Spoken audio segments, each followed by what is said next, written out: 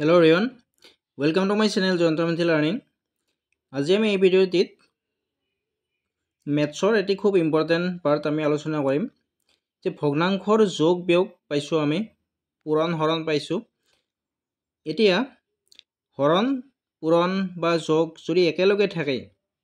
বা এটা ভগ্নাংশৰ ওপৰত আন এটা ভগ্নাংশ যদি থাকে তাক আমি কেনেকৈ সমাধান কৰিম সো মই ইয়াত এটা অংক আগবঢ়াইছো ইয়াত চোৱা প্ৰথম 2 সমস্ত 3 বৰ্গৰ 1 2:1/3 নেক্সট আৰু ওপৰত দুটা ভগ্নাংশ আছে প্লাস এটা স্বাভাৱিক সংখ্যা আছে তলত দুটা ভগ্নাংশ আছে এটা মিশ্ৰ ভগ্নাংশ এটা স্বাভাৱিক ভগ্নাংশ তাৰ পিছত আছে হৰণ 25 এতিয়া এইটো যদি আমি সমাধান কৰিব লাগে আমি কেনেকৈ কৰিম আমি সমাধানৰ ক্ষেত্ৰত আমি চাৰিটা প্ৰক্ৰিয়া পাওঁ হৰণ পূৰণ যোগ আৰু বিয়োগ এই চাৰিটাৰ আমি প্ৰথমতে কি কৰো সদায় হৰণৰ কাম কৰো তাৰ পিছত পূৰণৰ কাম কৰো তাৰ পিছত যোগ বিয়োগ কৰো এতিয়া ইয়াত আমি কি কৰিম ইয়াত যিখিনি আমি মিশ্ৰ ভগ্নাংশ আছে সেইখিনি আমি অপকৃত ভগ্নাংশ বা সৰল ভগ্নাংশলৈ আমি পৰিৱৰ্তন কৰিব পাৰিম আটাইকেইটাৰ ক্ষেত্ৰত তাৰ পিছত ওপৰত যদিও যোগ আছে তথাপিতো আমি দেখিছো যে ইয়াত ব্ৰেকেট দিয়া আছে যেহেতু ব্ৰেকেট দিয়া আছে এইখিনি আমি আগতে সমাধান কৰিব পাৰিম অৰ্থাৎ পূৰণ কৰাৰ আগতে আমি যোগখিনি কৰি ল'ব পাৰিম এতিয়া আমি ফাৰ্স্ট টাইম কি কৰিম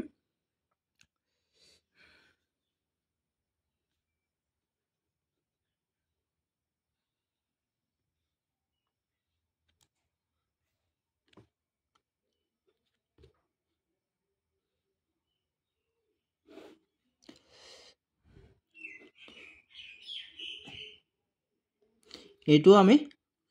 3/5 এতিয়া আমি এইটো যদি মিশ্ৰ ভগ্নাংশৰ পৰা যদি আমি সৰল ভগ্নাংশ লৈ নেও এতিয়া আমি কি কৰিম তলৰ হৰটোৰ লগত সাইডত থকা সংখ্যাটো আমি পূৰণ কৰিম 3 5 15 15 1 16 এতিয়া আমি এইটো পূৰণ আৰু যোগ কিয় কৰিলো যে মিশ্ৰ ভগ্নাংশ মানে হৈছে যেতিয়া কোনো এটা সংখ্যাৰে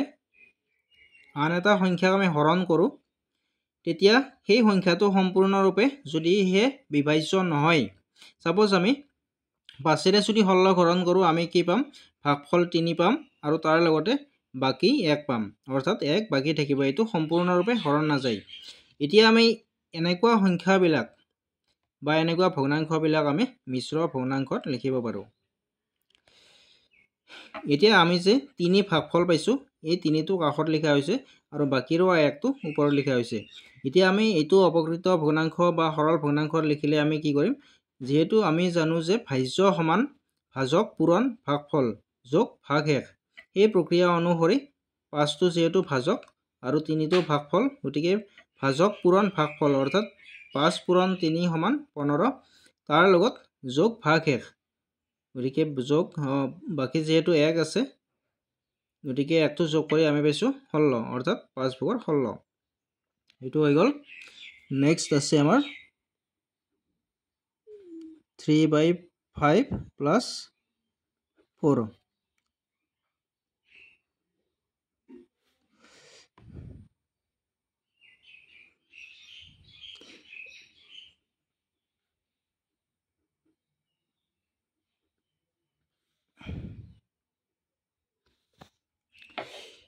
এতিয়া বাকি ভগ্নাংশখিনিও আমি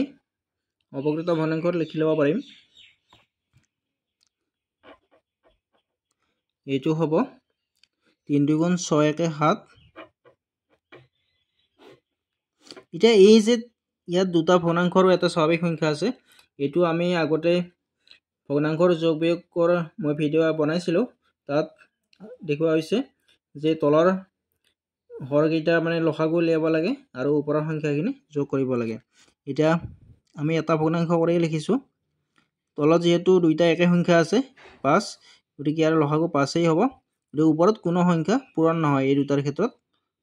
16 যোগ 3 যোগ 4 কিন্তু এই 4 টো 4 নহয় যেহেতু তলত হৰ বা লসাগু আমাৰ 5 হৈছে গতিকে এই 5 টো এই 4 ৰ লগত পূৰণ হৈ যাব কাৰণ কিয় 4 ৰ লগত যেহেতু হৰ 1 আছে 1 আৰু 5 ৰ লসাগু 5 এই হ'ব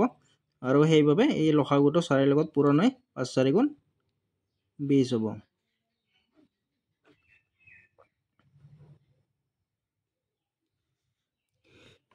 আৰু এইখিনিও আমি মিশ্ৰ ভগ্নাংশৰ পৰা সৰল ভগ্নাংশত লিখিলো 12 6 গুণ 72 একে 73 73 ইনটু এইখিনি আমি এটা কাটাকাটি কৰিব পাৰিম অসুবিধা নাই এটো 2 ৰে 2 গুণ 2 2 3 গুণ 6 আৰু নাযাবে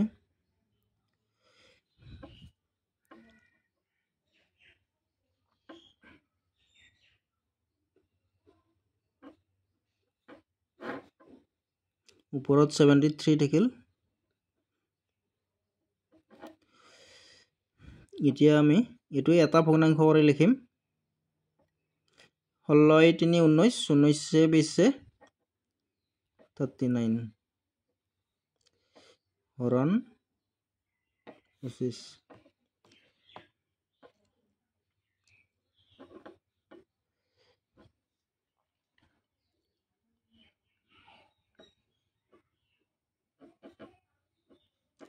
এতিয়া চোৱা ইয়াত দুটা ভগ্নাংশ আছে ওপৰত এটা তলত এটা কিন্তু এনেকৈ থাকিলে আমি কোনো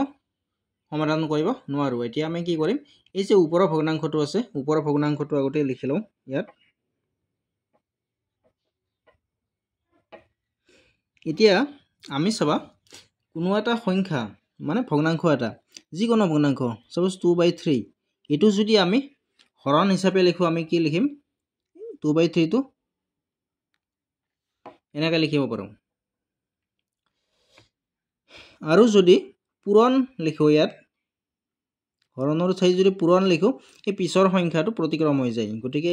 3 ৰে তলত এটা 1 আছে গতিকে 1 টো ওপৰত যাব আৰু 3 টো তলত আহিব মানে 2 * 1/3 এটো আমি এনেকৈ লিখিব পাৰো সেই একেদৰে আমি এই ভগ্নাংশ দুটো আমি তেনেকৈ লিখিম ইয়াত ওপৰত 39/5 আছে ওপৰত আৰু তলত আছে 73/9 এতিয়া এটো আমি হৰণ হিচাপে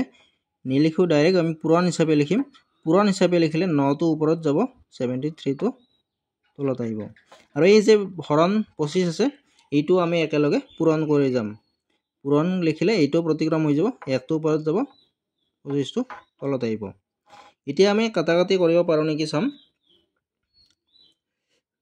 3 ৰে 39 মানে 13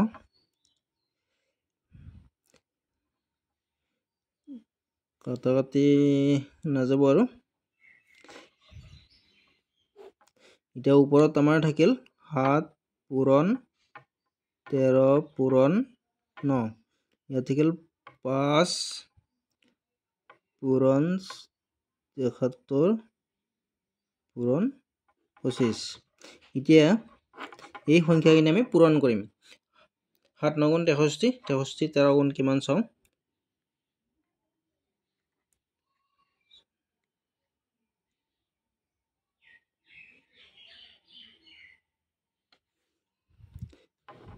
ওপৰত পাইছো আমি 689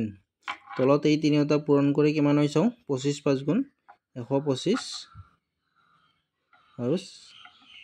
73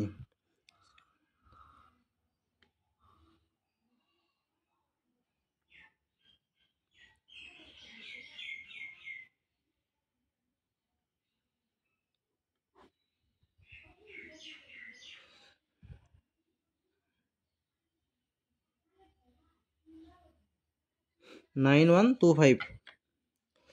এই গোটেইখিনি পূৰণ কৰি পাইছো 9125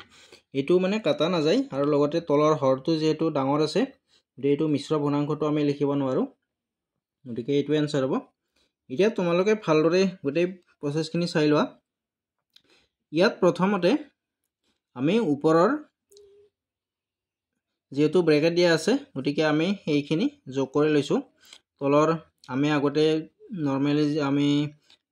চতুৰ্থ বা ভাইফতে পাই আছো যে ভগ্নাংশৰ যোগ আৰু বিয়োগ এই অংকবিলাক আমি যি প্ৰসেসত কৰিছিলো সেই একে প্ৰসেসতে আমি কৰিব লাগিব যে তলৰ মিশ্ৰ ভগ্নাংশ থাকিলে তাক আমি সৰল ভগ্নাংশত নিব লাগিব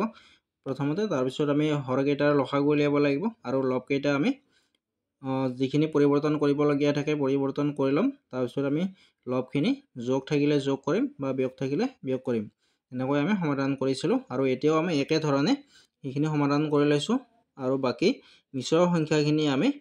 সৰল ভগ্নাংশলৈ নিছোঁ। তাৰপিছত নিয়াৰ পিছত আমি এইখিনি সমাধান কৰি আমি দুটা ভগ্নাংশৰ লবত আমি এটা ভগ্নাংশ পাইছোঁ আৰু তলৰ হৰতো এটা আমি ভগ্নাংশ পাইছোঁ। এতিয়া দুটা যদি ভগ্নাংশ থাকে এই ধৰণে আমি কোনো সমাধান কৰিব নোৱাৰোঁ। এতিয়া আমি এইটো পূৰণ হিচাপে লিখিছোঁ হৰণটো আৰু লিখাৰ লগে লগে তাৰ পিছৰ ভগ্নাংশটো প্ৰতিক্ৰম হিচাপে গৈছে। তাৰপিছত আমি কাটাকাটি কৰিলোঁ, কাটাকাটি কৰি যিখিনি কাটা নাযায় সেইখিনি আমি পূৰণ কৰি লৈছোঁ। তাৰপিছত যদি হৰণ কৰিব পৰা থাকে বা তলৰ হৰটোতকৈ লবটো যদি ডাঙৰ থাকে তেতিয়া আমি মিশ্ৰ সংখ্যাত লিখিব পাৰোঁ আৰু যদি লবটো সৰু হয় তেতিয়াহ'লে মিশ্ৰ ভগ্নাংশত লিখিব নোৱাৰোঁ। যেনেকৈ পাইছোঁ সেইটোৱে এনচাৰ হ'ব। চ' থেংক ইউ।